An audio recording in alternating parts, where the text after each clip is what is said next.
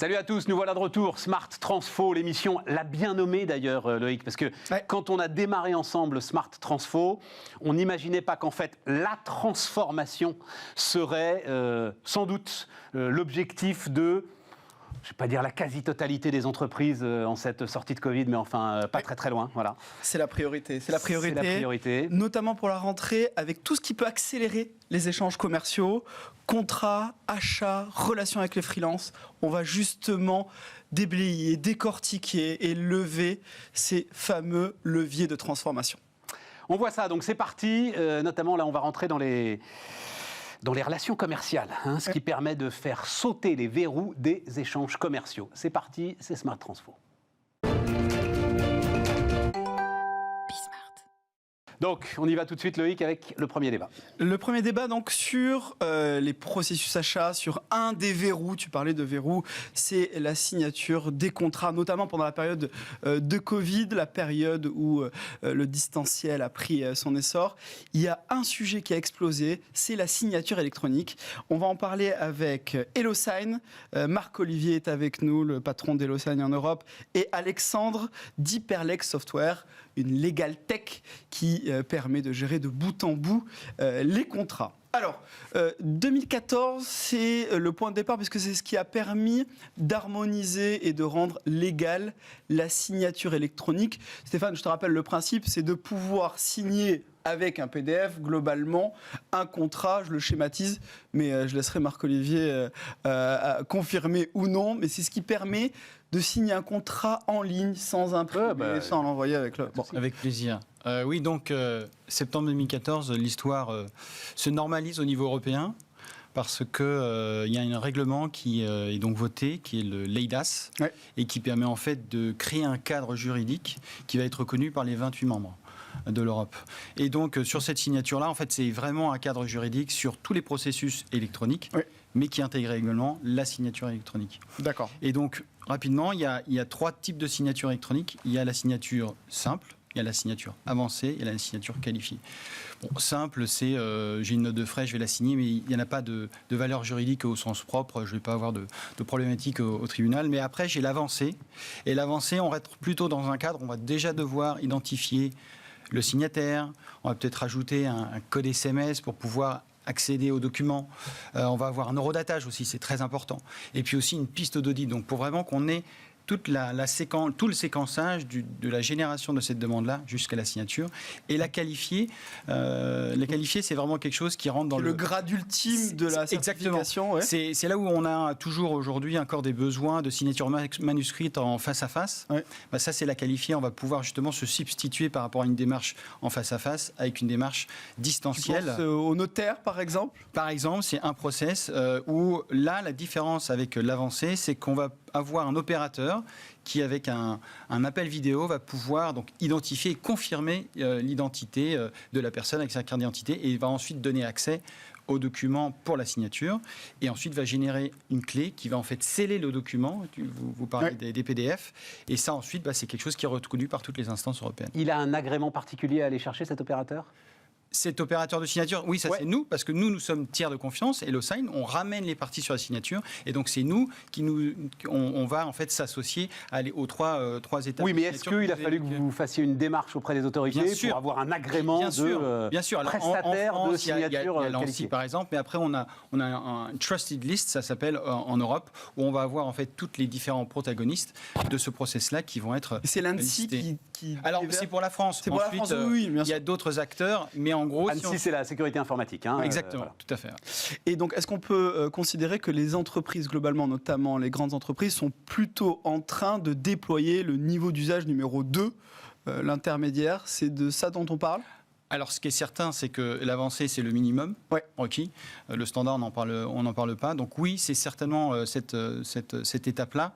Et on a eu l'occasion, nous, de faire en fait une étude avec IDG Research en début d'année, au mois de mai, où on nous dit que donc il y a à peu près 90% des entreprises, on a fait ça dans différents pays d'Europe, qui aujourd'hui ont mis en place une solution de signature électronique. Maintenant, ce qu'on constate, peut-être on en reparlera pendant l'échange, mais c'est vrai que c'est plutôt des des groupes de personnes qui ont mis ça en place. C'est pas quelque chose qui est transverse, un peu isolé. Qui est bien réfléchi. Au marketing, ils sont particulièrement geeks, alors ils vont le faire dans leur coin. Aux achats, ils s'essayent. Mais... Alors, mais justement, aux achats, relation client-fournisseur, ce dont on va parler, dans quel segment tu le mets? C'est le segment du milieu? C'est la signature qualifiée? Je sais pas, valider un bon de commande? C'est plutôt l'avancée. La qualifiée, c'est vraiment quand on a... Oui, l'avancée, pardon, l'avancée. Oui, c'est du milieu, quoi. De toute façon, c'est de facto, c'est de standard.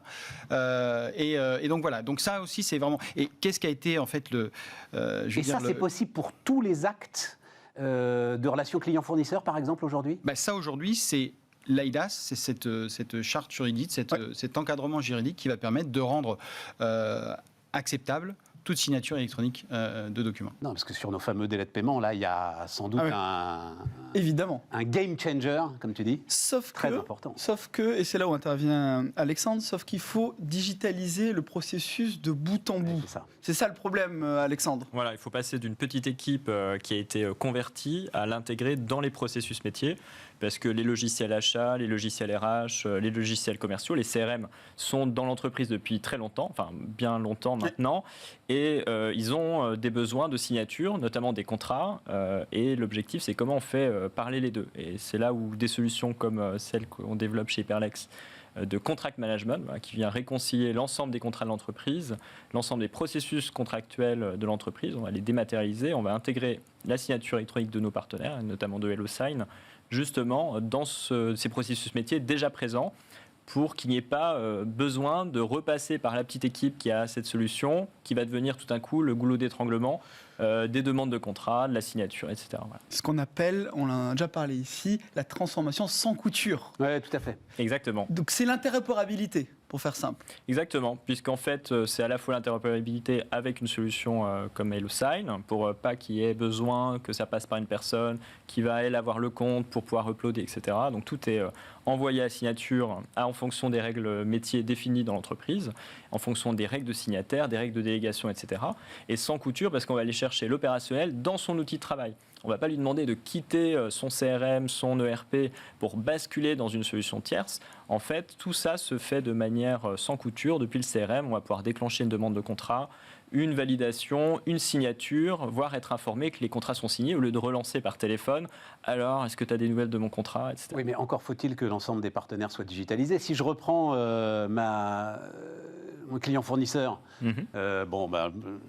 Loïc, tu as été acheteur. Les petits opérateurs de transport, par exemple, qui sont encore avec des formats papier, etc. Comment est-ce que je le rentre dans le système à ce moment-là, l'ensemble de ces formats papier qui arrivent toujours Oui. Alors là, on développe justement des technologies pour ça. Donc, nous, on a développé une intelligence artificielle qui va être capable de prendre le document scanné, typiquement, ou la dernière mouture, la faire rentrer dans l'outil, même de manière massive, quand il faut migrer le stock, des contrats en cours, des contrats historiques. On est capable de traiter plus de 30 000 documents par mois pour les intégrer dans nos systèmes, afin de commencer vraiment son aventure de transformation digitale avec un nouvel outil tout dedans. Et puis ensuite, justement, l'IA va détecter tout ça, le logiciel va activer des automatisations et on va router vers le manager du marketing pour valider la demande d'engagement, vers le juridique s'il y a des modifications sur le contrat à faire. Voilà. Mais le point de réticence et d'adoption qu'évoque Stéphane s'intègre dans un contexte quand même où il y a le Covid. Il a fallu, pendant le Covid, trouver des solutions pour signer. Et j'imagine, je pense, j'ai lu quelques chiffres, que ça a explosé, cette signature électronique. Alors, Marc-Olivier. Très clairement, parce que du jour au lendemain, vous vous en rappelez, en mars 2020, on devait tous rentrer chez soi et c'est clair qu'il fallait trouver une solution. Donc nous, on l'a constaté chez HelloSign à ce moment-là. On a eu à peu près plus de 300% de taux d'usage de la solution. Et c'est vrai que... Votre serviteur. Ah voilà, très bien. Stéphane. Bismarck a commencé grâce à la signature électronique. Il faut bien le savoir quand même. Ah bah oui, évidemment. Donc, évidemment. Et c'est clair que ça a vraiment poussé cet usage-là. Et bon, il y a plein d'anecdotes, mais suite à un événement qu'on avait fait aussi avec l'OSAM, on s'est rendu compte qu'il y avait une DAF qui était rentrée chez elle et qui devait aller chez elle, qui n'avait pas d'imprimante, qui n'avait rien. Et pendant plusieurs jours, en fait, le service était rompu. Et c'est ça où aujourd'hui, la digitalisation, on en parle maintenant, le monde hybride, on ne sait pas, on ne va pas revenir dans le monde d'avant où tout le monde va retourner au travail. Donc on aura peut-être 1 jour, 2 jours, 3 jours. Donc il faut que le service puisse tourner. Et c'est pour ça que la digitalisation aujourd'hui, elle prend tout son sens. Donc oui, on a eu un gros développement et ça continue. Ouais. Et pareil, à rebond, en fait, on a eu à la fois les personnes qui devaient courir après les validations, les parapheurs papier, etc. Bon, plus possible. Hein, on ne se croise plus dans les bureaux, donc plus possibilité de faire valider, faire signer son contrat. Et en fait, une fois que le contrat il est signé électroniquement, une fois qu'il est numérisé, en fait, on n'a plus d'armoire à contrat. On ne peut plus le rentrer dans l'armoire à papier, etc. Il faut trouver un endroit pour le ranger, un endroit qui a son importance particulière. On ne va pas le ranger avec ses présentations commerciales, etc.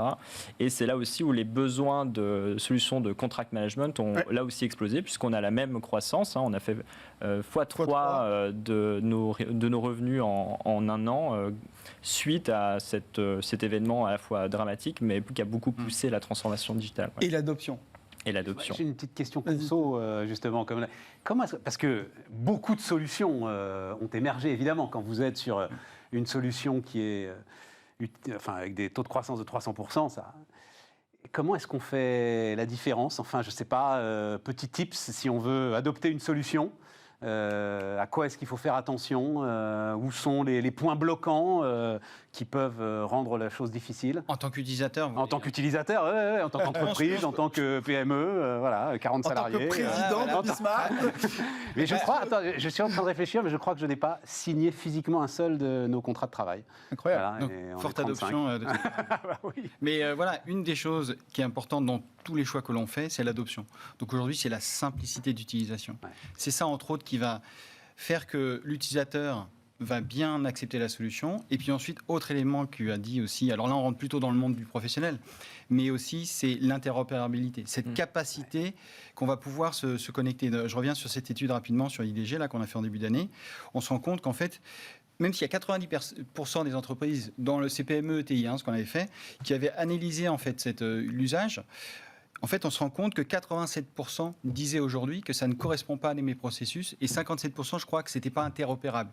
Donc c'est vrai, il y a eu cette notion d'urgence, mais maintenant, il faut s'asseoir, poser et typiquement une solution combinée avec Hyperlex, vraiment du sens. Et on le voit aussi parmi nos clients, c'est qu'on a eu des directions achats ou des directions juridiques, mais maintenant, dans l'entreprise, nos solutions sont utilisées par la RH, par les achats, par les commerciaux. Donc en fait, on voit que voilà, ça se grappe autour de l'outil, quelles que soient les directions, en fait. Effectivement, parce que Bismarck commençait d'une feuille blanche, sauf que dans les grands groupes, il y a un outil achat, un CRM, et donc s'il faut sortir de l'outil, générer un PDF pour ensuite le réintégrer dans un nouvel outil, c'est là où on perd tout le monde. Ce qui est déjà bien, parce qu'il n'y a plus de papier, mais si on veut aller à un degré plus loin, là, à ce moment-là, c'est ce type d'ajout de solution qui va faire la différence.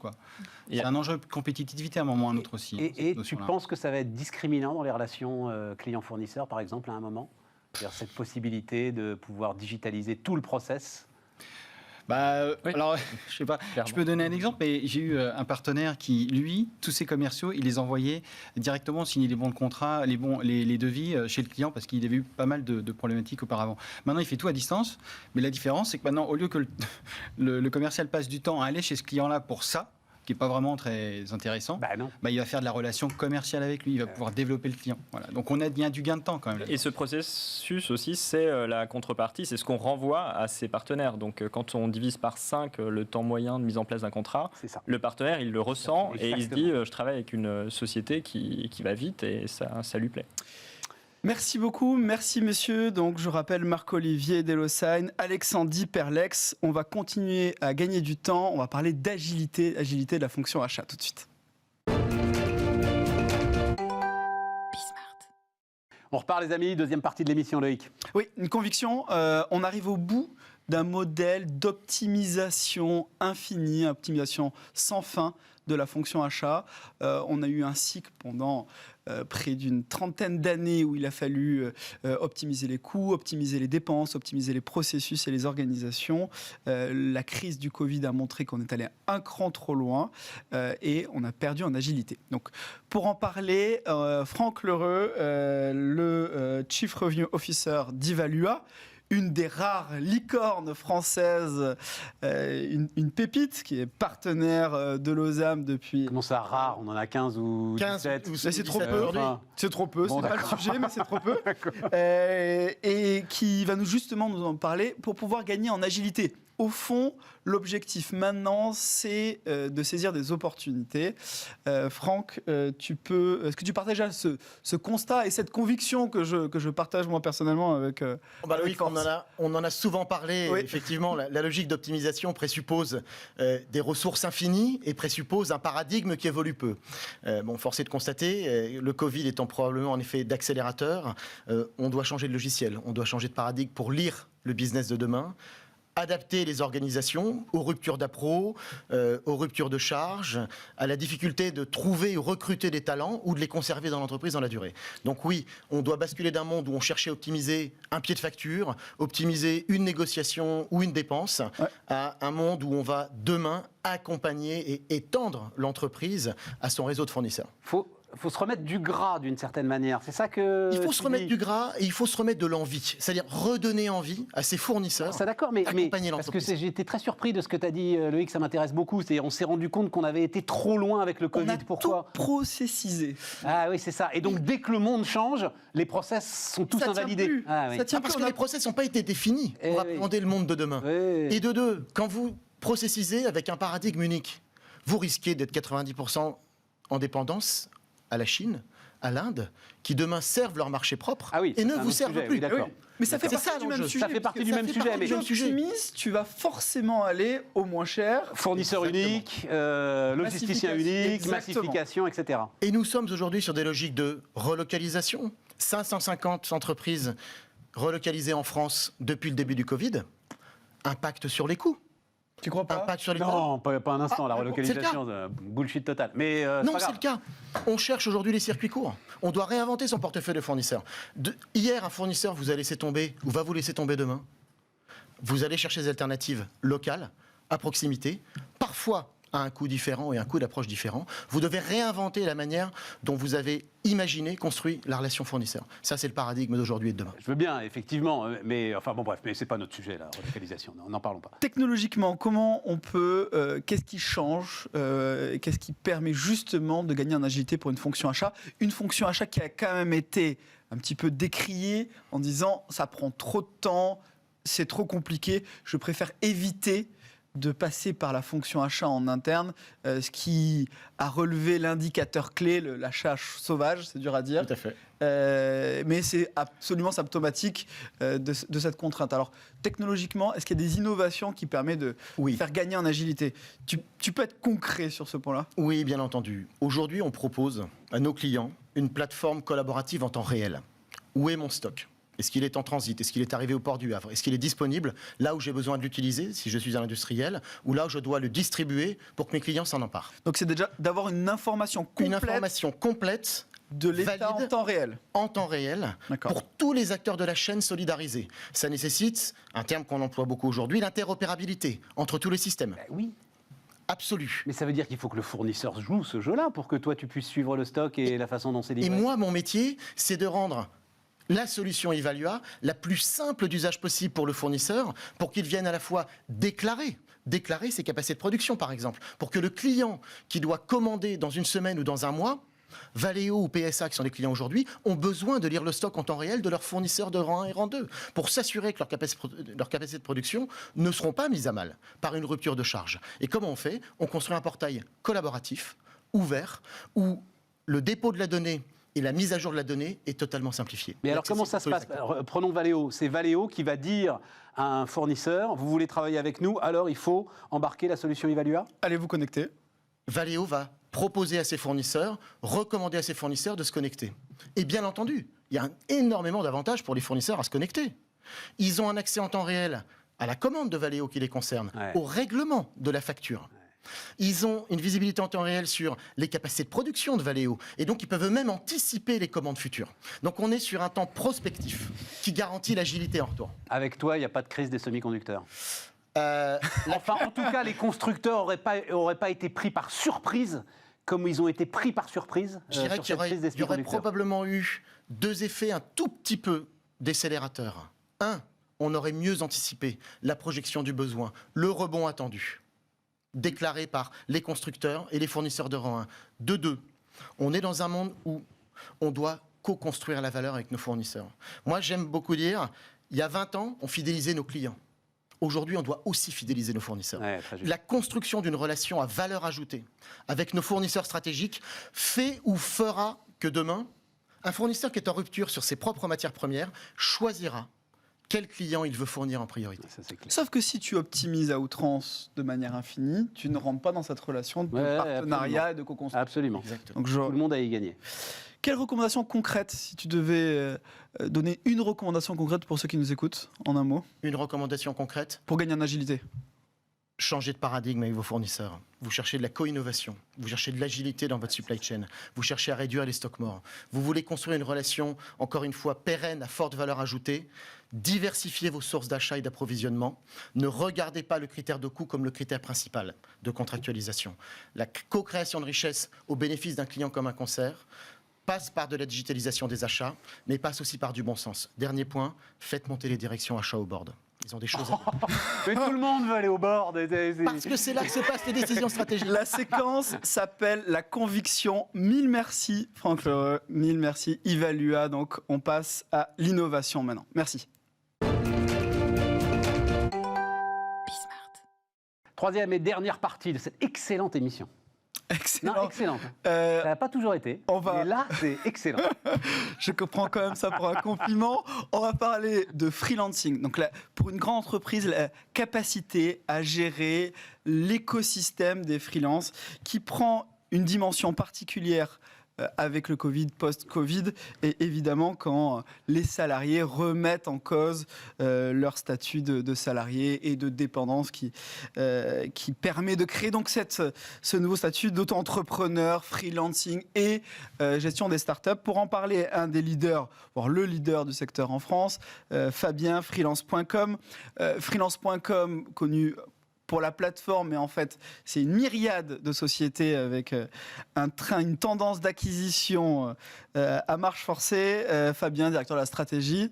Effectivement, alors freelance.com, voyez-vous, c'était une croyance il y a plus de 20 ans. 20 ans en arrière, on a commencé à travailler sur des expertises assez de niche, finalement, qui relevaient de l'IT, donc l'informatique.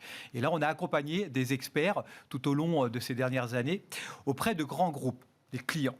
Et puis au fur et à mesure, on a observé, on a constaté que cette population, cet écosystème d'indépendants, mais également de start-up, de PME, de TPE, finalement grandissait. Et donc on a continué à accompagner cette population, on a grandi jusqu'à aboutir à un certain nombre d'outils, des plateformes, vous le disiez, mais également tout un tas de services qui permet cette innovation auprès des talents, cette innovation également auprès des clients, pour aboutir à une plateforme qui réunit plus de 370 000 talents. Ouais. D'accord. Si on se pose un peu sur la France, 220 000 talents. Plutôt au potentiel. Plutôt au potentiel, effectivement. Plutôt créa, IT, comme tu l'as dit, pub, architecte, développeur. Développeur. Exactement. Donc, grosse prépondérance informatique. C'est un secteur d'activité qui est en plein dynamisme, qui aujourd'hui donne lieu à beaucoup de spécificités, de technicité. Donc, on est sur ces secteurs-là. Mais 20 ans maintenant, aujourd'hui, on est en 2021, on y retrouve, vous indiquez, acheteurs, on y retrouve des acheteurs qui se lancent dans le freelancing, qui n'ont plus peur. Aujourd'hui, pour créer sa structure, c'est 10 clics. Oui. Auto-entrepreneur, on crée sa structure en quelques cas.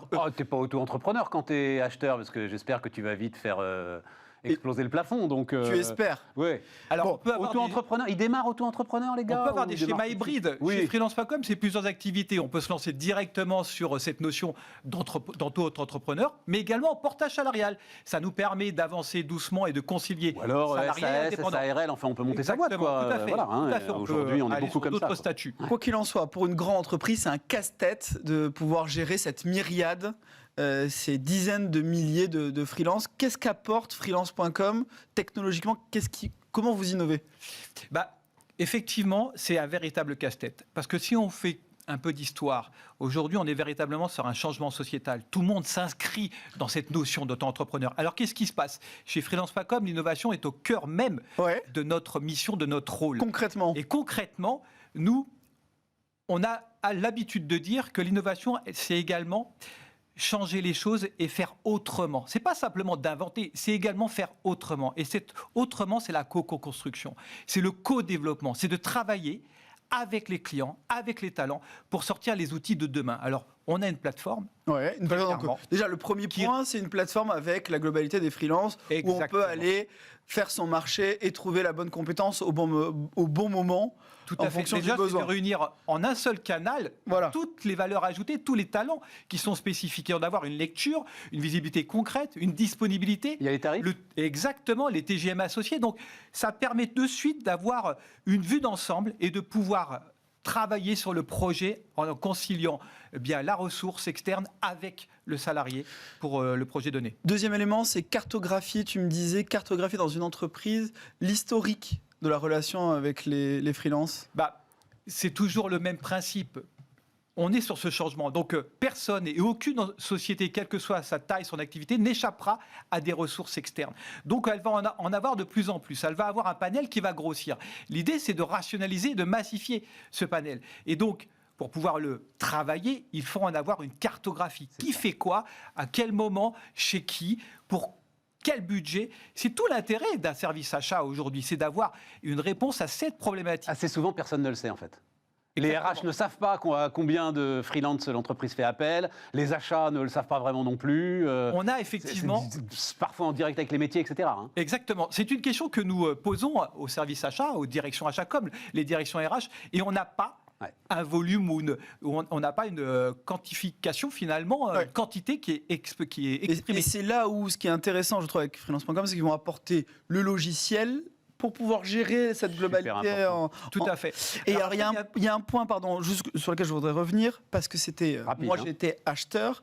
C'est la grande crainte du risque de requalification. Comment vous aidez vos grands clients, vos donneurs d'ordre? C'est un peu le paradoxe. Aujourd'hui, on pousse vers le freelancing. Même l'État crée aujourd'hui des statuts qui permettent d'évoluer dans ce sens-là.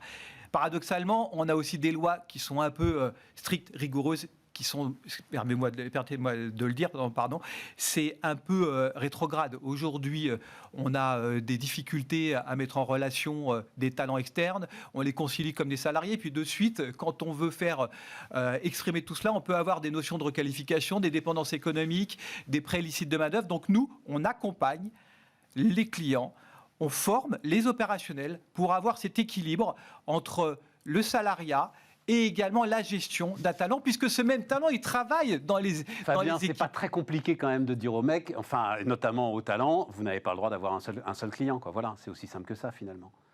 Oui, tout à fait. Vous êtes freelance, assumez votre statut de freelance. Et donc, vous n'avez pas un seul client, sinon vous allez être rattrapé par la patrouille. Sauf que Stéphane, le client interne, le client métier, lui, il veut qu'il soit disponible. Il faut qu'il soit disponible toute la semaine. Tout à fait. Bon. Et puis, il peut générer un lien de subordination. Et c'est le gros défaut. Bon, très intéressant. Je pense qu'on est au bout, mais on en saura. Et on est d'accord d'ailleurs là-dessus avec Fabien, les amis. N'oubliez pas de cotiser. Voilà. Hein, vous choisissez votre statut, etc. mais vous allez voir freelance ou d'autres, vous n'oubliez pas de cotiser. On est d'accord? On est d'accord. Très important. Très important. Bon, merci beaucoup Fabien. Merci à vous. À bientôt sur Smart Transfo. À bientôt sur Smart Transfo.